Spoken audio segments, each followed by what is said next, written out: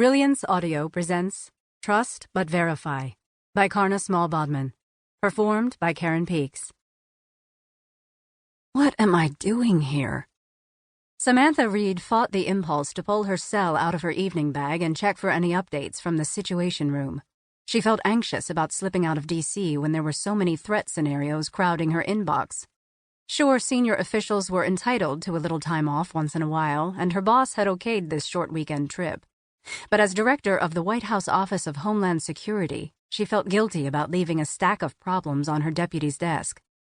In spite of her apprehension, she had to smile when a valet opened the car door and she heard him mutter, "If she were any better looking, she'd need a bodyguard." The invitation from Trip Adams to fly down to Naples, Florida to visit his parents and attend a charity ball had been a welcome, if unexpected, diversion after a particularly hectic week.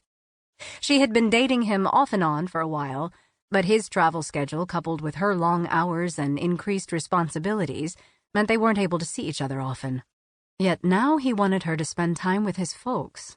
Did that mean he was finally getting serious? She had no idea. Tripp took her arm, and they followed his parents to the front entrance of the Ritz-Carlton.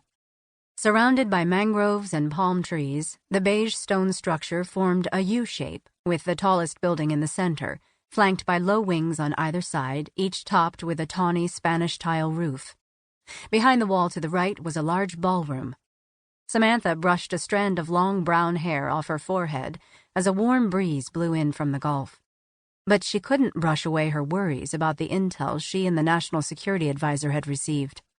A new deluge of arms had been delivered to militant groups by what she and the advisor suspected were Russian sellers, not corrupt government officials, though there were plenty of those.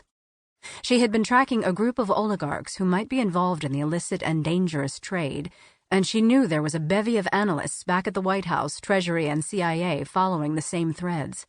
She sighed inwardly and resolved to check in with the sit-room to get the latest when this event was over. When Samantha approached the door, a flash went off, and a reporter for the Neapolitan section of the Naples Daily News shouted, "How are you enjoying Naples?" Another yelled, "Any national security problems down here, Ms. Reid?" "What about those arms dealers you're tracking?" a TV news anchor inquired. Samantha and Tripp sidestepped the questions and ducked inside without making a comment. They were greeted by strands of a Cole Porter song, played by a musician seated at an ornate piano under crystal chandeliers, which bathed the coffered ceiling and paneled walls in a golden glow.